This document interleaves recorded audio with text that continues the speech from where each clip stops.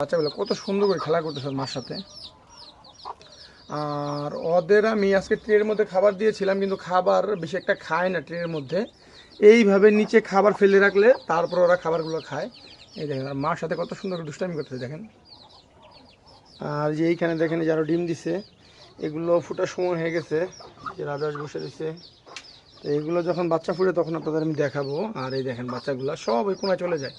আমি ভয় থাকি যে একটা বাচ্চা নিচে পড়ে গেলে সারাটা রাত আপনার এই ঠান্ডার মধ্যে কাটাবে। তো এই ভয়ে আমি আবার রাতে 10টা বাজে একবার সে চেক দিয়ে যাচ্ছে বাচ্চাগুলো ঠিকঠাক মতো আছে কিনে। দেখেন আর মার সাথে কত সুন্দর করে খেলা করতেছে দেখেন, দেখছেন তো?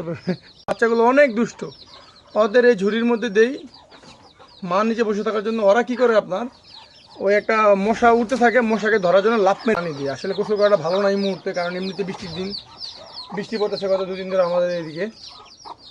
ওই যেখানে দেখে বাচ্চাগুলো কি দুষ্টামি করতেছে দেখেন। মশা আসলে দেখেন মশারা ধরতে যায়, দেখছেন এই যে অবস্থা ওদের। তো আমাদের 11টা বাচ্চার মধ্যে 11টা বাচ্চাই সুস্থ সবল আছে, তো বাদ বাকিটা আল্লাহর ইচ্ছা। তো দেখি শেষ পর্যন্ত আমাদের বাচ্চাগুলো কয়টা টিকে বা কী আসে ওই বিষয়ে। এই দেখেন।